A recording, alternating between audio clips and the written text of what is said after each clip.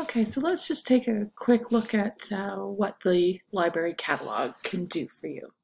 So I'm going to select The Testaments by Margaret Atwood.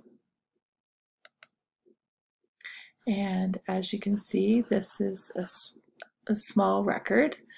And I'm curious to see what other titles are available. So you want to look at similar titles. And here you can find a list of books that are similar to this. But I want to learn a little more about it. So I'm going to see the full display.